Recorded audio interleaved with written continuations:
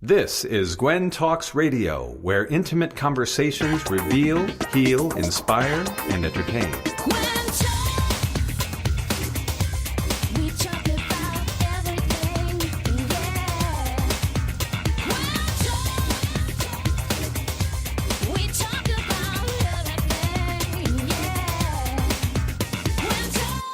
And now, here's your host, Tess Cacciatore. Here we go. Welcome to GWEN Talks Radio. My name is Tess Cacciatore, and I'm your host. So GWEN Talks Radio invites our community to engage in intimate conversations and find solutions that bring us all together. I believe that it's really that intimate side where you can really get down into the dirt and really discuss the issues that are behind the scenes. We want to bring them to the forefront.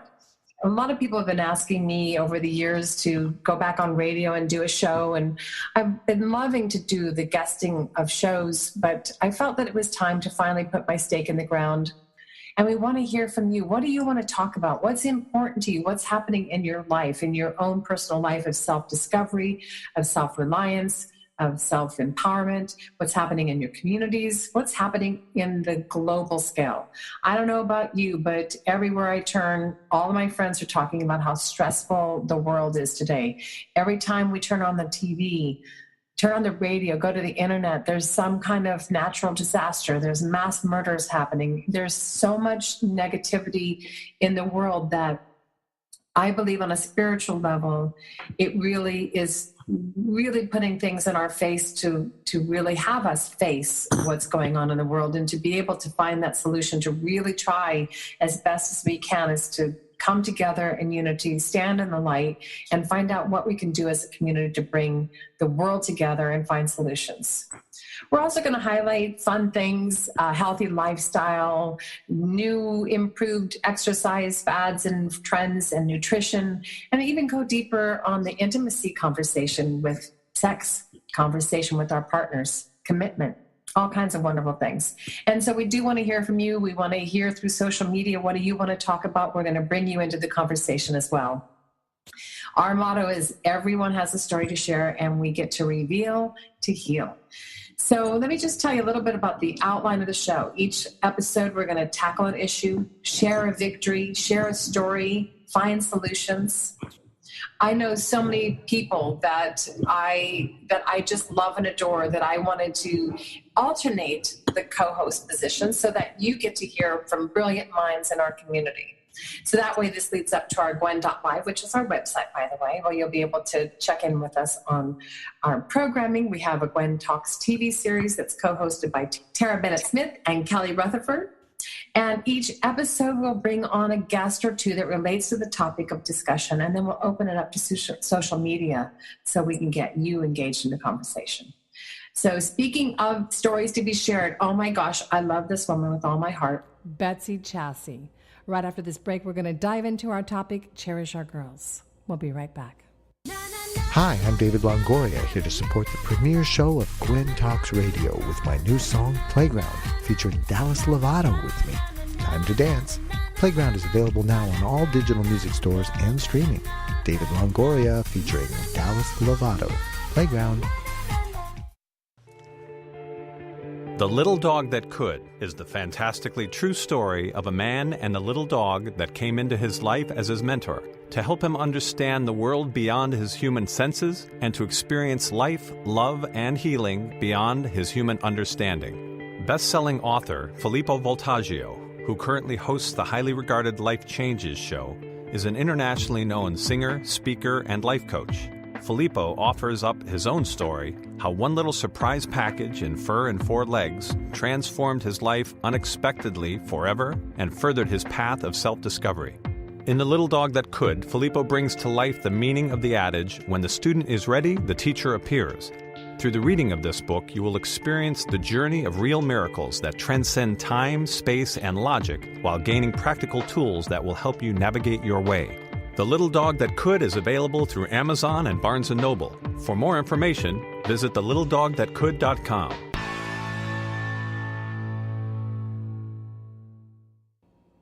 Welcome back to GWEN Talks Radio. This is Tess Cacciatore. I'm your host, and we're getting ready to dive into the conversation of Cherish Our Girls with Betsy Chasse. I know you all know her. She's the producer of What the Bleep. She's an award-winning filmmaker, What the Bleep Do We Know, Song of the New Earth, and best-selling author of Tipping Sacred Cows, and newly released just last week, Dancing in the Unknown. Oh my gosh, amazing, amazing.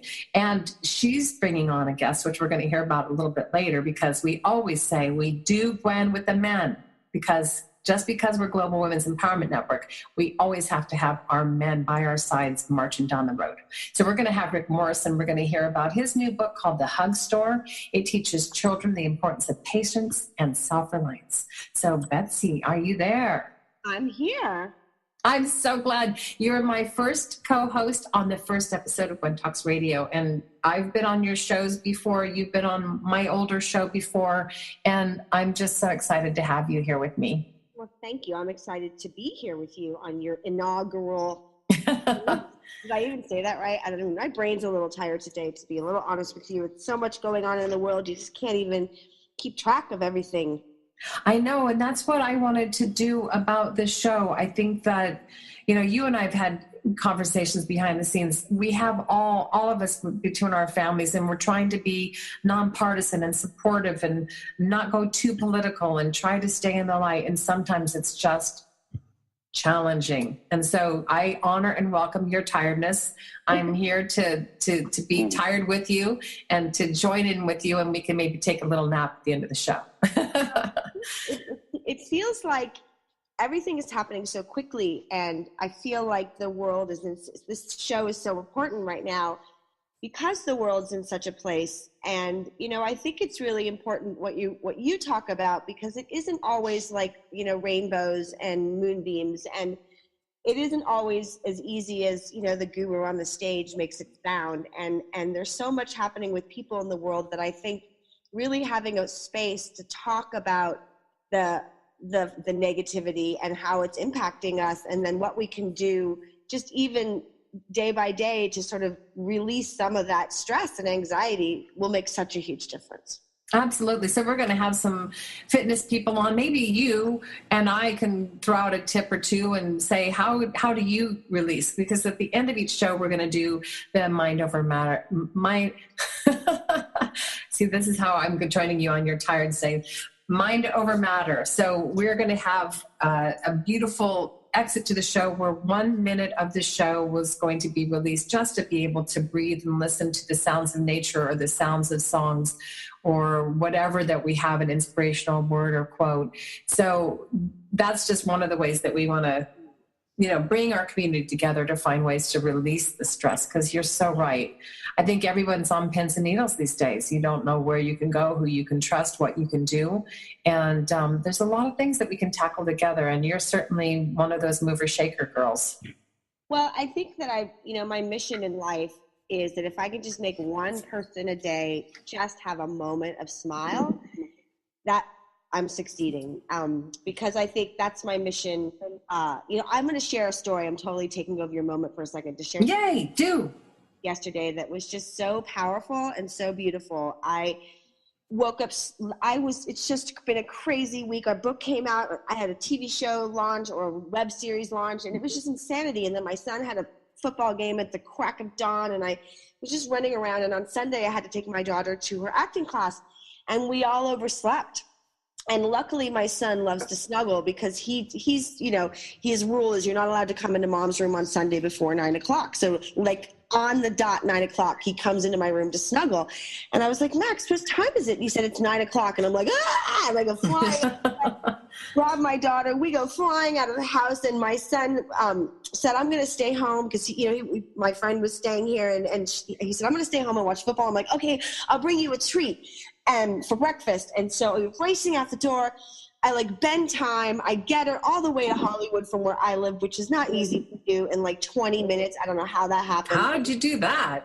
I know where you live. And so I get her there. And then as I'm driving home, I'm like, I need a cup of coffee, for God's sake. And so I stop at a 7-Eleven, and I go in, and they have freshly baked donuts. And I'm like, perfect. I'll get my son a donut. I'll get myself a coffee. I got myself a donut.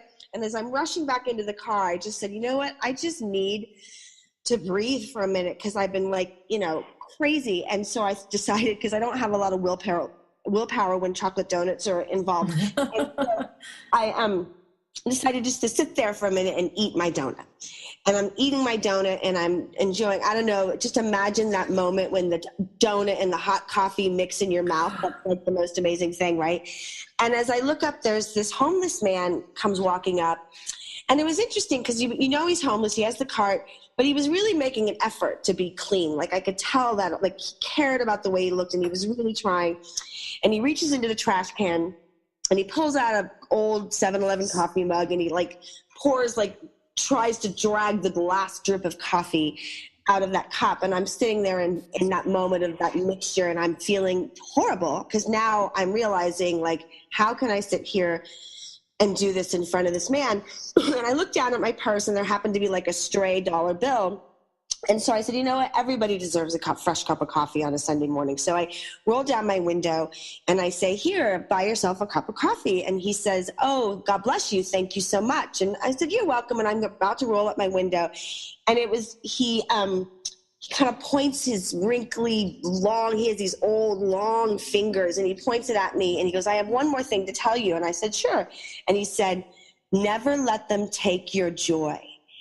And I looked at him and I said, never, ever, my brother. And then we fist bumped.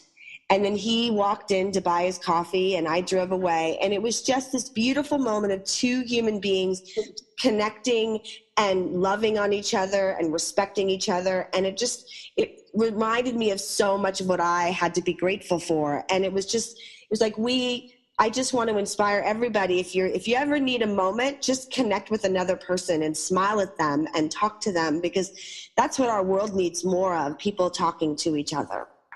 Absolutely. Oh, I love that story. It makes me so happy and filled with joy. And it makes me want to cry at the same time, because that is what it's about.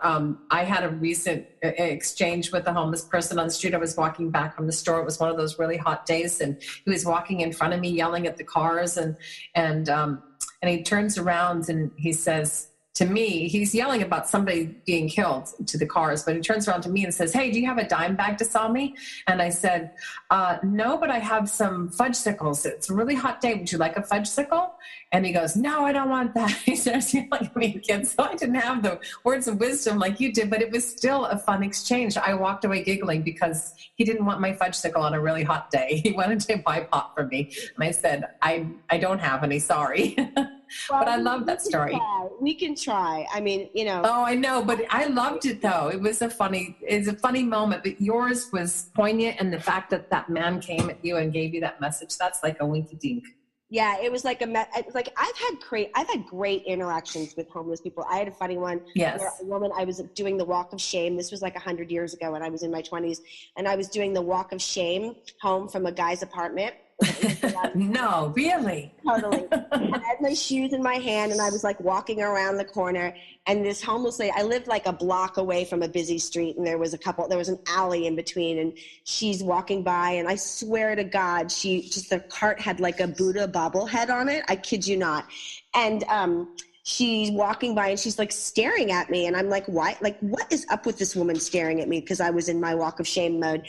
And then she looks at me, and I'm trying to remember the whole thing, but she said a couple things to me. And then the last thing she said was, it doesn't have to be so hard. And I'll never forget that moment, because she was really trying to tell me something. It took me like 25 more years to actually figure out what she was trying to say. But at the moment I was like, up with this woman, it doesn't have to be so hard. I drive a BMW. She's in a home, right? That kind of attitude. But it took me 25 years to realize what she was trying to tell me was that, I don't have to be doing the walk of shame. I don't have to feel shameful, and I don't have to be so hard on myself. Life doesn't have to be so hard. But it's me that's making it that way. And it was just another one of those crazy moments. That is so true, because how many times do we as women beat ourselves up and not feel good enough, and not feel wealthy enough, skinny enough, pretty enough, we have it faced on our everyday things. And so how do we not only empower ourselves and each other as women in the community, but the girls? I mean, your daughter is amazing, off the charts. I've watched her grow up from just a little little girl, always full of wisdom, but how she's growing up in the world is so amazing. I want to talk about Alora, but I also want to mention that it's October 11th today, and I chose this day to launch for a reason, because it's International Day of the Girl Child. It's out of the UN. You can look up the history of it. We're doing a lot of work with regard to empowering young girls. Do you realize there's 1.1 billion girls in the world that are poised to take on the future? So how are we going to impact 1.1 billion? Sounds like a huge number. But if we just impact our daughters, our community girls, and understand the importance of education and empowerment and self-reliance and self-empowerment at an early age, that to me is worth its price of gold. And so I shout out to all the single parents, number one, and all the parents in general, because raising a child, which I have not done, I've done it on the sidelines. I've cheered you all on. I've gotten in there deep in the dirt with parents that are having problems. I've done interventions. I've done everything, from the sidelines, but I don't know the part of parenting that you have and how you've raised Max and Alora and the beauty of who she is growing up. I want you to share with us not only about Alora, but about Max, but because it's International Day of the Girl Child, I just want to focus a little bit on the girl empowerment. Well, I think that I had this epiphany when Alora was about three and a half. My kids were born big babies, and Alora was the most adorable, squishy, roly-poly baby I could ever want. And she had this moment when I wrote about this in Tipping Sacred Cows, when she was at the library and her little friend, who's like a little stick, super skinny girl, said to her, you look pregnant, you're fat. And she didn't, oh my Lord. She didn't even know, I don't think she knew conceptually like what that really was, but I remember hearing her cry, like a soul cry of like hurt and pain. And I remembered at that moment that I never want her to feel any sort of shame about her body. And I realized that I could tell her all sorts of stuff and I could show her pictures, but the real way that she was going to get that was through my modeling it. And I realized I hated my body. I felt short, I felt fat, I felt ugly, I'd had 2 kids, I wasn't a size 2. And so the biggest gift I think that I ever gave Alora was, as you know her, she's got no self-esteem issues, No, I wish that I could just rub that all over me. Yeah. And I think the greatest gift I was able to give her was that I decided to love my body, if nothing else, for her. I was like, I have to do this because it doesn't matter what monkey do, and if she sees me hating my body all the time, that's how she's going to grow up. And I think that having that little piece of foundation, I mean, I screw up as a mom like every day. Every day I do something that I regret and I'm like, I was terrible.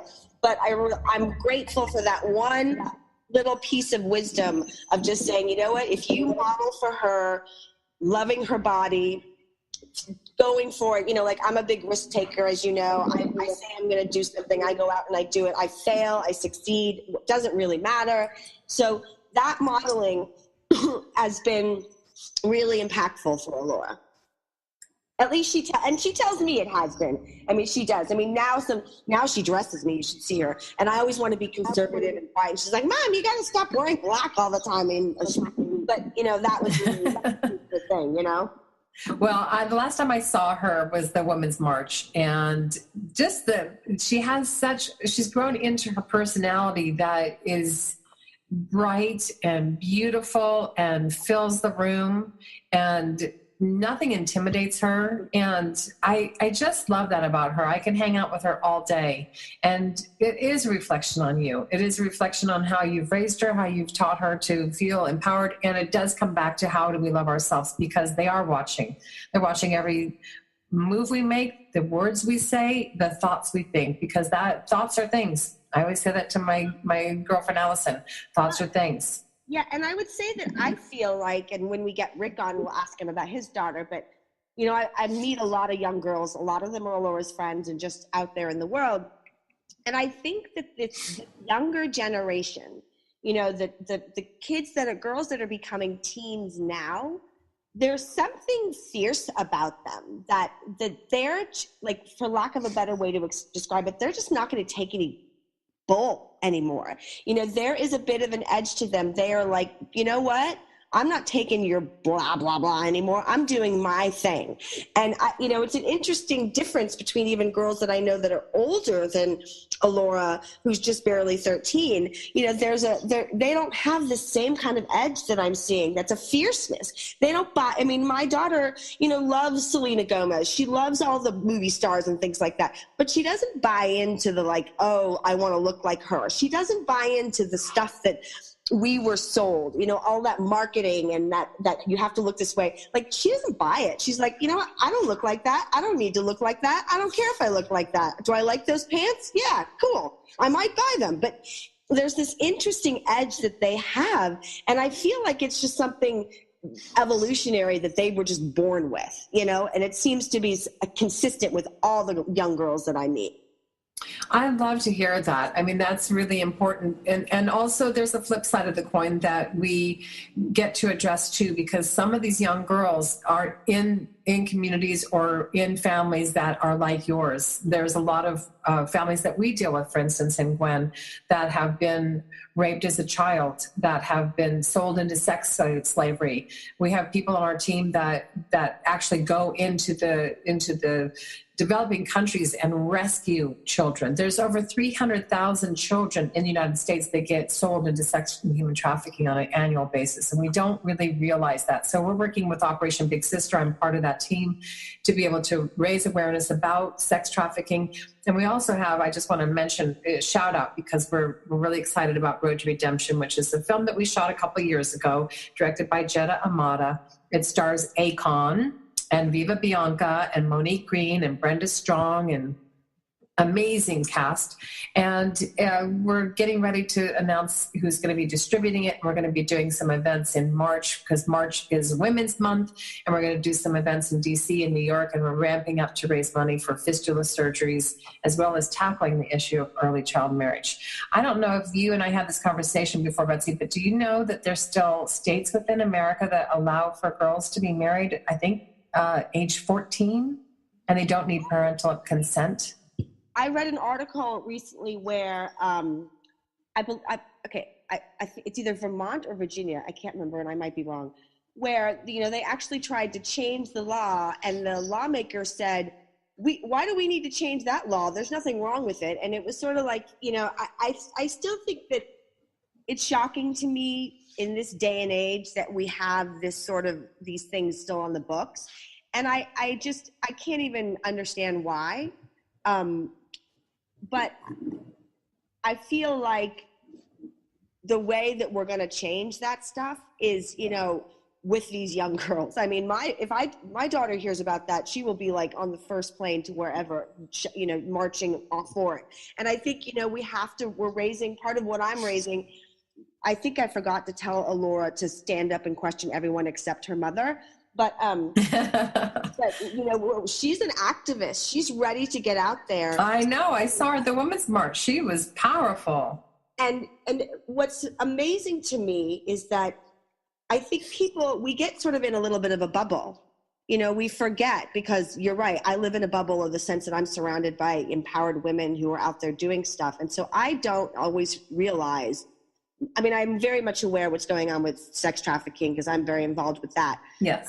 But even these laws, I actually wanted to do a series once on the crazy laws that were still in effect. There's gazillions of them that you read and you go like, what?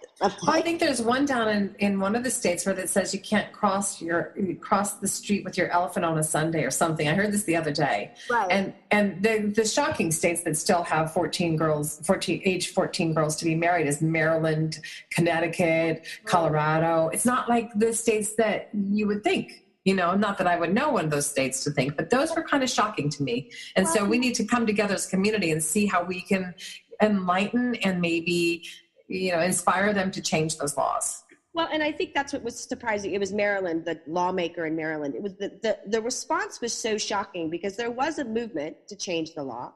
And then the response was so shocking that we do need to get more outraged, because this is sort of like the beginning. It's like once people start realizing that these laws, not only do these laws exist, but that there's resistance in even removing them, then that's sort of like, you know how they call it, marijuana is the gateway drug, right? Yeah. These are like gateway drugs. It's like, this is just the beginning of like a resistance that goes much, much, much deeper when you realize that there's people actually resisting changing these laws. And we have to deal with why they're resisting changing that law and what's really underneath it. Well, a lot of what's underneath it, a lot of people probably think that it's not relevant and who cares and et cetera. But these young girls are being forced into early child marriage. It's not like Romeo and Juliet and they're both, 14 years old and they just want to go get married. These 14-year-old girls, and there's most of the time they could be younger. They're doing it unlawfully. But in these states where the state says, yes, you could be 14 and marry, the parents are selling them off to, grandparents' age, father's age men. It's not right. So getting in line with Laura and all the girls of that generation and above, and coming together as a community, unveiling all these kind of ridiculous laws, it's kind of crazy, and see what we can do to make a difference. And speaking of making a difference, go ahead. I was going to say, it's important to bring it up because people have a tendency to think that happens somewhere else. Yes, and 300,000 children that get taken away into sex trafficking in our own country shocks people when I say that. They're like, what? How do you know? I said, well, because that's only the ones that are reported. That's not even counting the ones that are in foster care or runaway.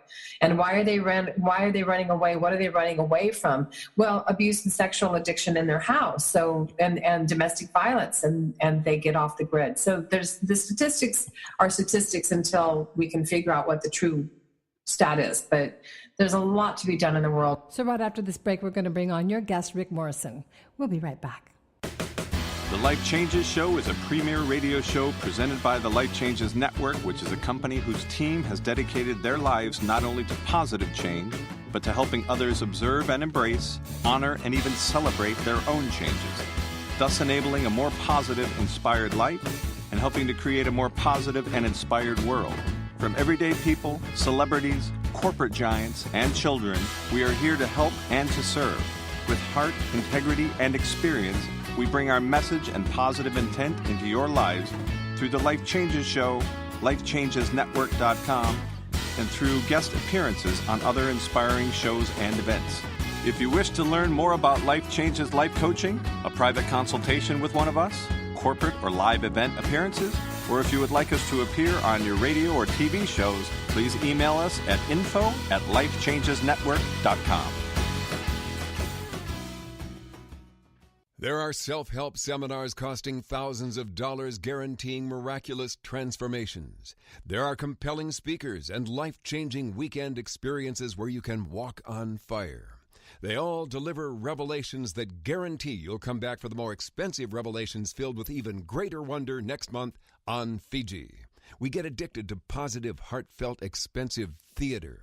What we really need is a jumpstart, an awakening, someone who can give us a reminder that everything we need lies within. Through inspiration and practical knowledge, Dorothy Donahue helps people get grounded and motivated, inspired and energized. It's not just words and affirmations and the power of intention. It's a mindset brought about by a tangible, transcendental experience, an audio-visual, physical, spiritual experience that helps us realize we transform ourselves. We get tools to become the conscious co-creators of lives of unlimited potential. Find out more. Go to DorothyDonahue.com. GWEN Talks Radio is a division of GWEN.Live, an entertainment platform for accelerating social good, featuring films, series, books, music, and radio from around the world to bridge cultures and connect us all. We want to hear from you, create with you, activate with you, and work together in unison for a better world. Join the GWEN movement. Go to GWEN.Live today. Hi, I'm David Longoria with my new song, Playground, featuring Dallas Lovato with me. Time to dance. Playground is available now on all digital music stores and streaming. David Longoria featuring Dallas Lovato. Playground.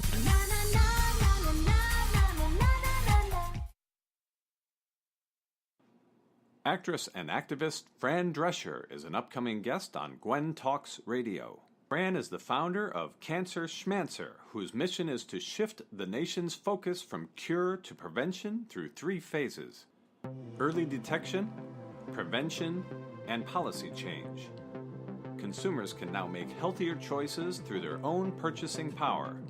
Cancer survivor and actress Fran Drescher is taking her Cancer Schmancer movement to a whole new level. So we are slipping down a rabbit hole towards our own demise because of this propensity of lifestyle that is not serving us well. What you're going to learn is a result of the 15-year journey that I have been on since the day I was diagnosed with cancer to this very moment in time. You're going to find out things that doctors aren't necessarily going to tell you, that you may not know. And by the time you leave after this day of just hearing powerful, wonderful speakers, you're going to transform from being a patient into a medical consumer. And we'll keep trying to bring you all the things that are new and cutting edge. So thank you very much.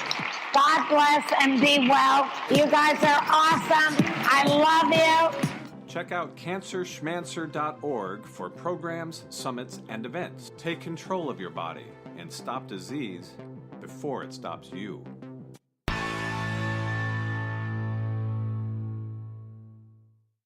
Welcome back to GWEN Talks Radio. I'm here with my beautiful co-host, Betsy Chasse, dear friend, and we're here to cherish our girls. So, Miss Betsy, I was excited when I heard you invited Rick Morrison to be our guest today. So I'm going to let you do the honors to introduce him. Okay, well, Rick Morrison is an amazing author. He's a contributor into a book that I put together called Dancing in the Unknown, which is available now on Amazon and other booksellers. And he and his beautiful daughter created this incredible book called The Hug Store, and that's how I met him.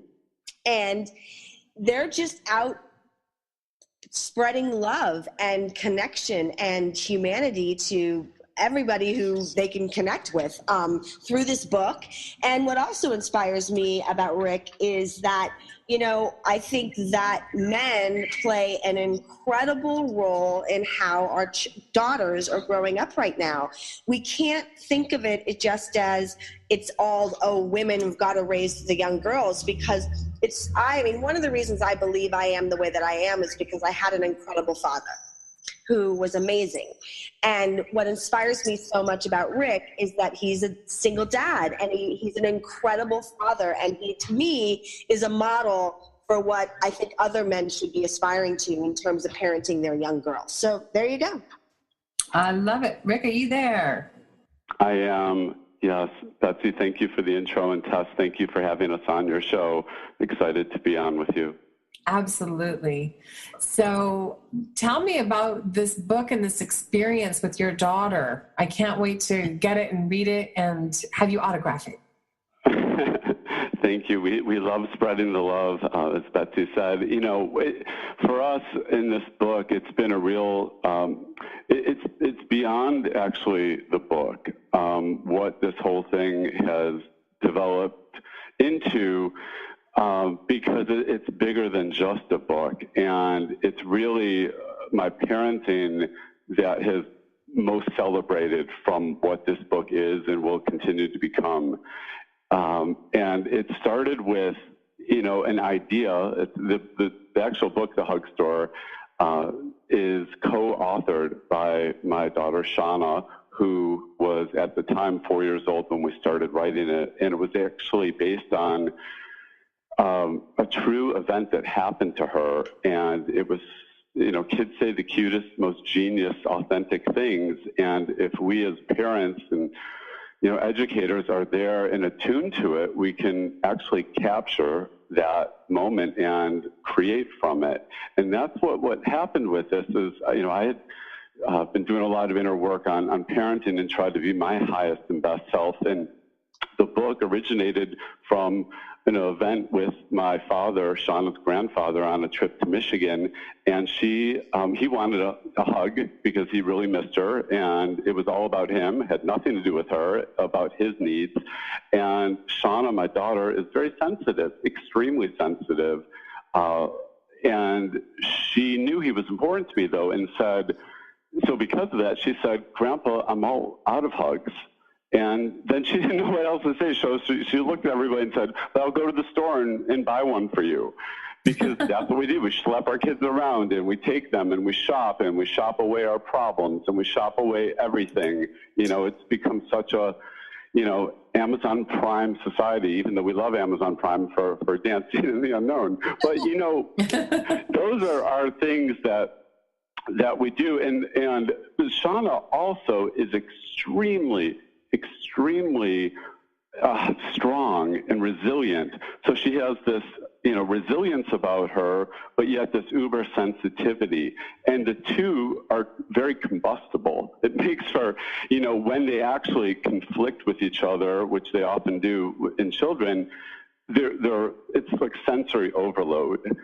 So I really had to have a wake-up call in how I was going to parent, because the old parenting model in which I was raised, and probably most of us, was not like this. This clearly wasn't going to work for me. So I kind of had to go back to the drawing board, which to me was, you know, being still, kind of, you know, really doing self-reflection and, you know, entering the subconscious and all those things to dismantle some of those things around where I had, you know, kind of judged myself and what it would look like parenting.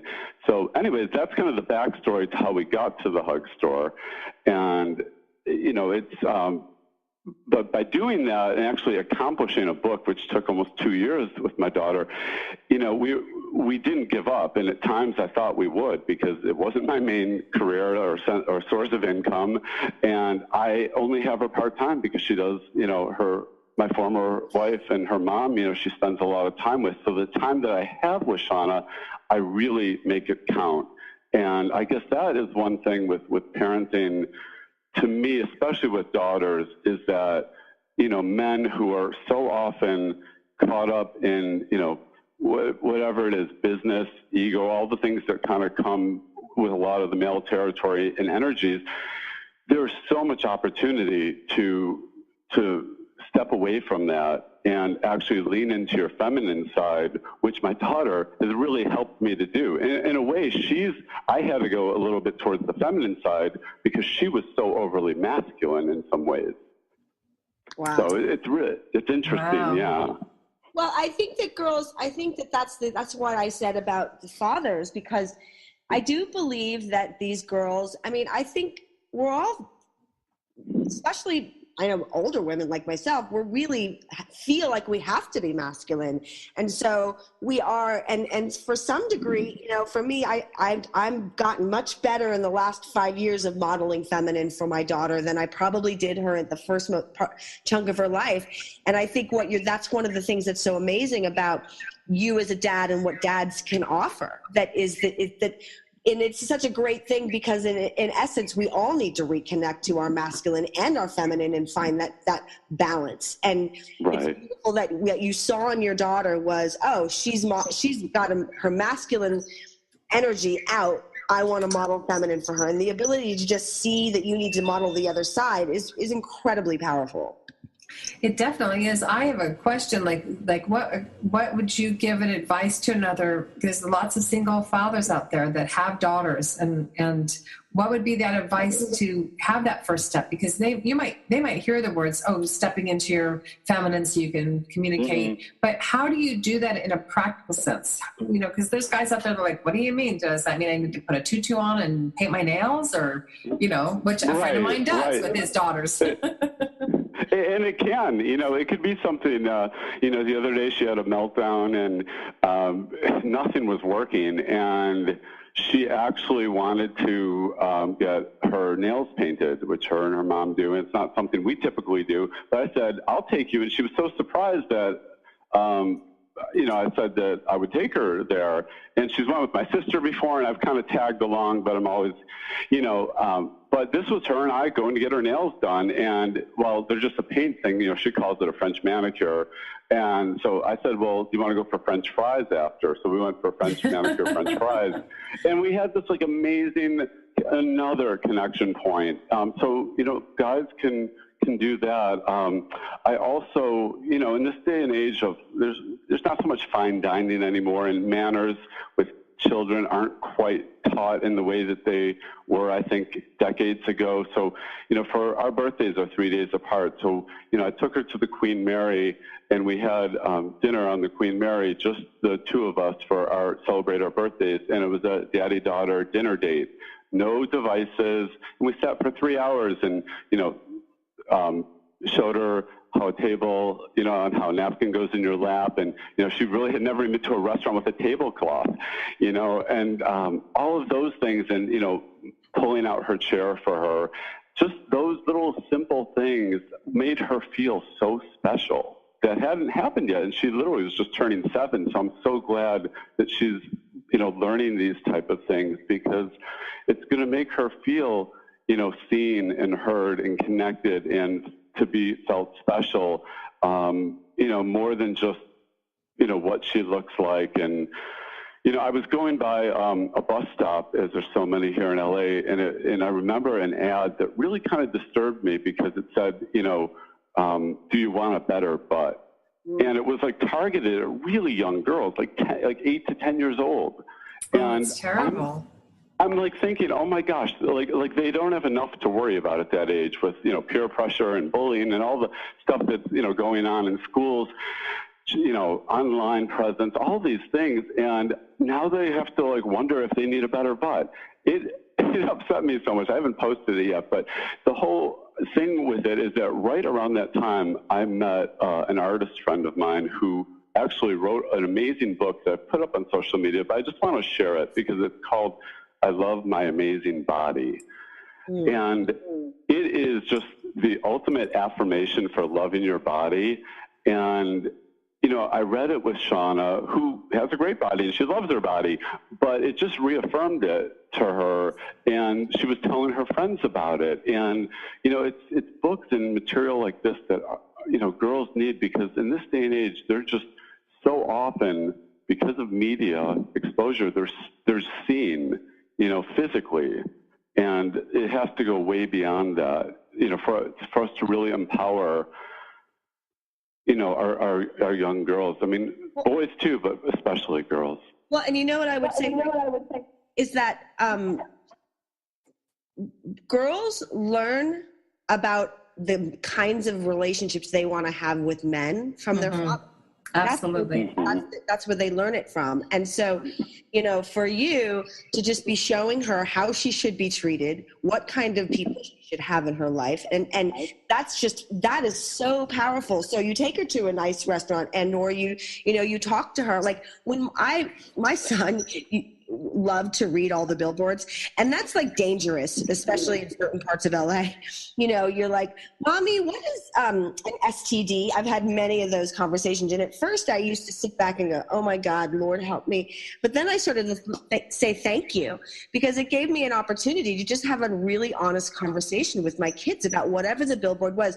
And we see that want a better butt all the time. And now, my kids both look at that and they go, my son will look back and go, God, I feel bad for any girl who feels that she has to buy jeans, because we have it opens us up to a conversation about why that ad is there and what it's trying to sell and why it's trying to sell that way. And when I can talk to them about the, insecurities and the people are insecure about the way they look, it gives them some context so that when they start to see those things, they don't really worry about it so much. The other thing that I love doing is bursting the bubble.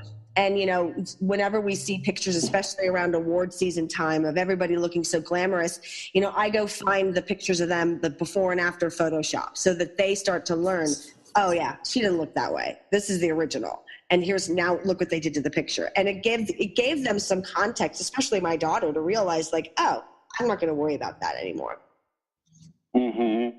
Yeah, it is. And that's the whole thing in social media. So in online, it really can distort things and not have it be reality so much, around it. It's going to be very interesting to see. But, to me, by stepping my game up to be a better parent, what's interesting about that is there's a lot of things that also just help me to become a better human being, to do better good in the world. So one of the things I wanted to really, and this is, goes beyond just girls, but my chapter in Betsy's book was a take that I'd heard somebody, a teacher of mine, Michael Beckwith, say that it's the old African proverb, it takes a village to raise a child, and flipped it, and it takes a child to raise a village. And when I kind of look at it through that context, I realize that children, while we are protecting them and we're guiding them, and they're really here to teach us. There's so much in it if we just pay attention. But we ourselves as parents are so distracted. We know we are. And and so it's those moments that she has taught me to step back and put my phone down, and I sometimes ask her, I said, what 3 things annoy you most about me? Or, just to check in, it's going to be ugly. And sometimes I even know what the answers are going to be, but I want to know them so I can be a better parent. Because, if you have connection, you have everything else. Everything else will be there. And it sets up for such a wonderful future, because when you were telling those stories about the napkin on the lap and pulling the chair out, she's going to remember that for her entire life. And the minute a boy or a man doesn't treat her that way, she's going to know, you're not for me. And the way that you're setting this up is for such a huge success. And you bring up the dancing in the unknown, which is the next chapter, pun intended, that I wanted to go to. So I want Betsy to explain to our listeners about the Dancing in the Known story and how it came about. And then Rick, if you want to circle back around and tell a little bit more about what you participated in and what that was, that would be great. Well, it goes a lot to what Rick has been talking about, in the sense that we're in a phase of reinvention. Like, humans are realizing that for a very long time, we existed in a paradigm that was really counterintuitive to who we are as beings. And so for many of us, we were never taught how to do anything other than go to school, run the program, get the job, buy the house, do this, and the should. You should get a job, you should have money, you should buy cars, you should get married, you should have kids, you should have white picket fence, you should live this way. This is what you should be doing. And we're in a space in which clearly that we're being invited to shift back to, well, what does my heart truly desire? What is my soul screaming at me to do in any instance, whether it be parenting, career, marriage, health, wellness, whatever. But we don't have the tools. And I feel like a little bit of self-help. I mean, don't get me wrong. I love the self-help, personal transformation movement.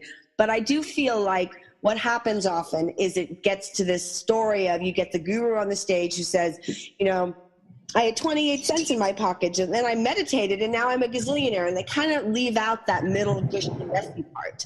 And I wanted to share stories from everyday people wherein they did have a happy ending, but each chapter in the book shares an adventure or a story or an experience where there was not only the great happy ending, but the struggles and the fear and the doubt that goes along with it, and then how they stepped through, carried their fear on their back, and went and moved ahead into the soul dream that they really had. And so there are, I think, 17 stories from 17 different people, all with different amazing divorce, traumatic brain injury, cancer, surviving stage 4 cancer, and just how they not only did it, but the real stories of it, the realness of it. And what I love about, Rick's story is because, I have a very similar experience to Rick, in that I was just saying to my friend the other day, I'm so amazed at how much I learn by watching my kids.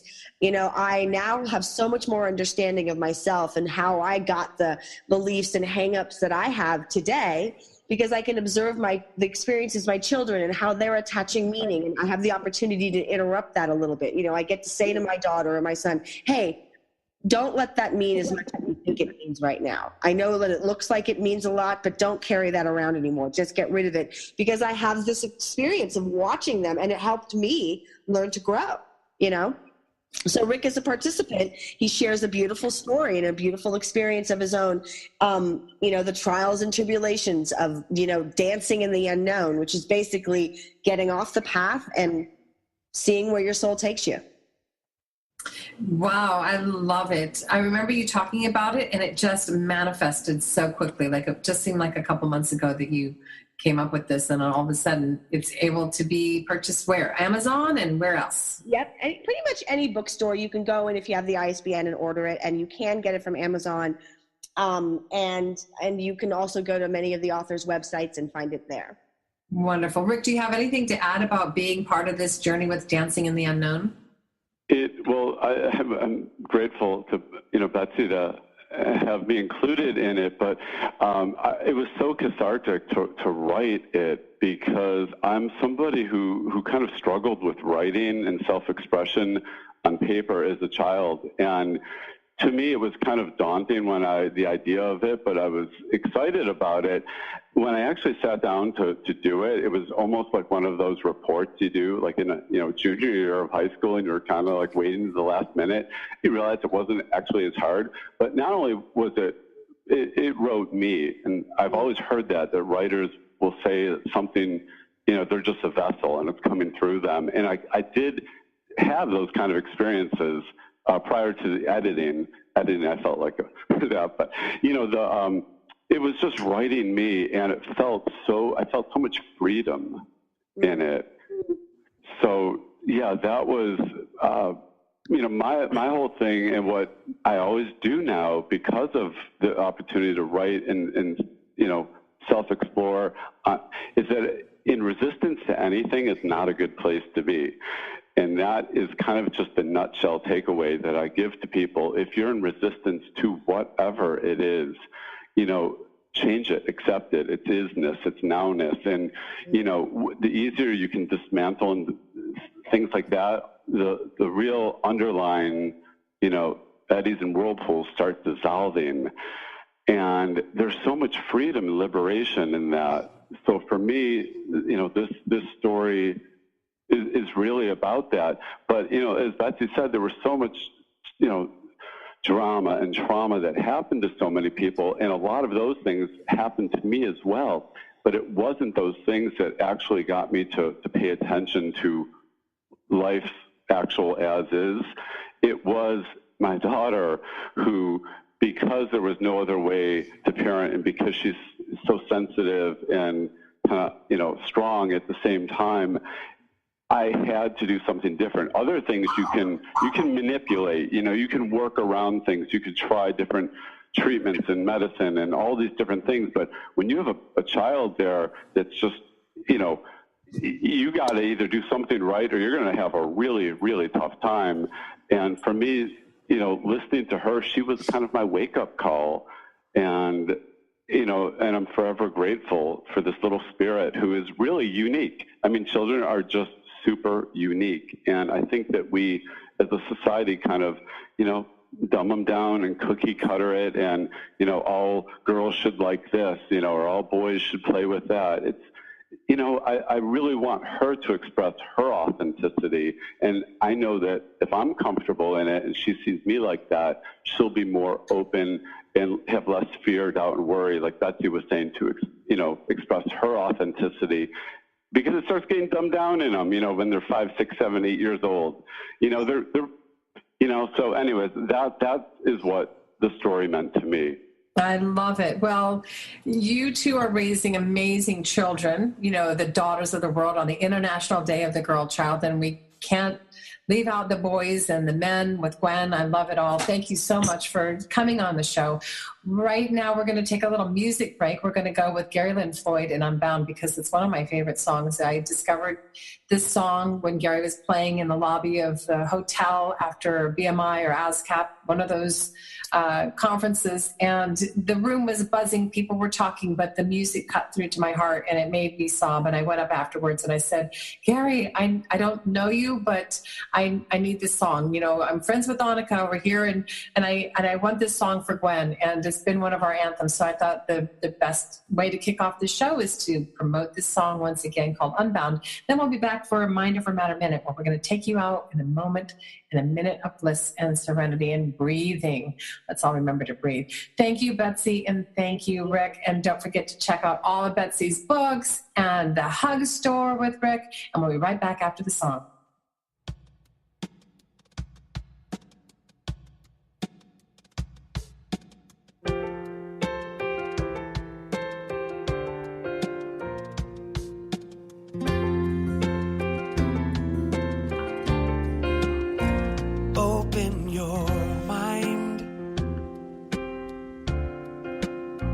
Unfold your heart. Relax your senses. Feel every part.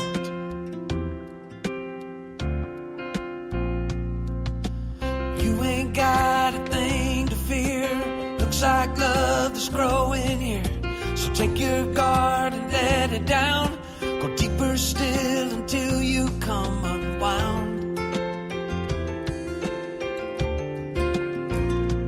Unbound. Breathe every breath. Release your cringe. Love without waiting. Without waiting, slowly unhinge. You ain't got a thing to fear. Looks like love is growing here. So take your guard and let it down. Go deeper still until you come unwound.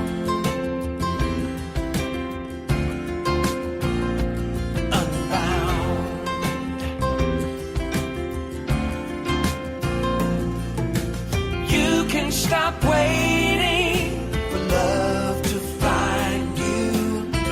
Look inside your heart. Love's already who you are. Already who you are. So lift up your voice. Lift it up now.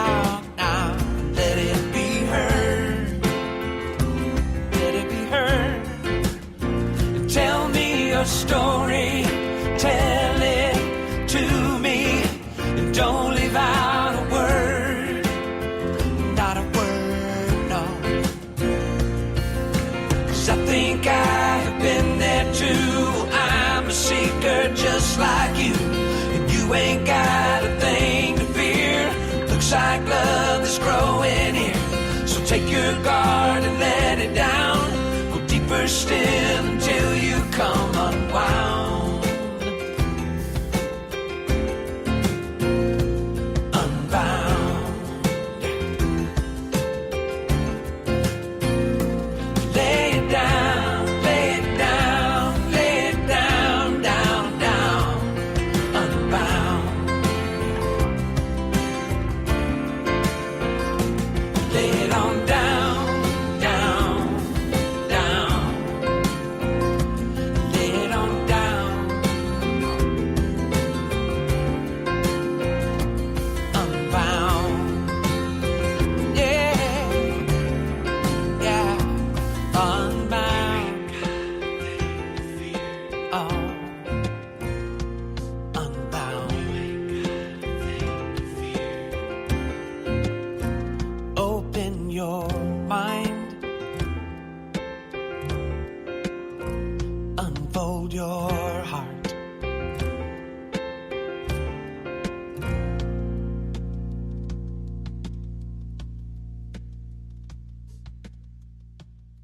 And now, a Mind Over Matter Minute.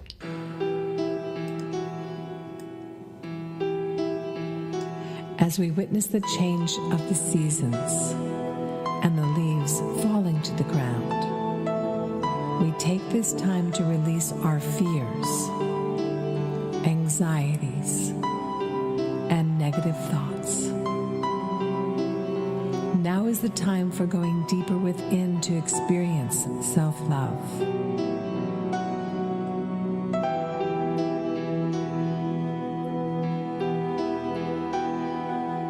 Inhale love. Exhale fear.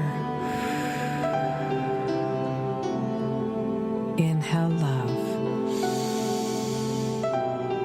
And exhale.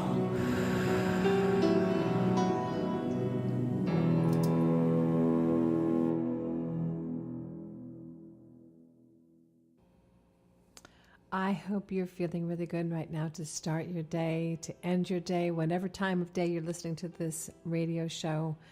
I just think it's important to really take any time of the day out for ourselves to breathe and exhale and concentrate on our self-love and love in the world. So I want to thank you all for listening. Thank you, Betsy Chasse and Rick Morrison, and all the people that are a part of the show in the back end. And a special shout out to you, because I want you always to remember the world is much better with you in it. Have a great day and be blessed. Thank you for listening. Visit us at gwen.live and join our Gwen community. Share what's on your mind.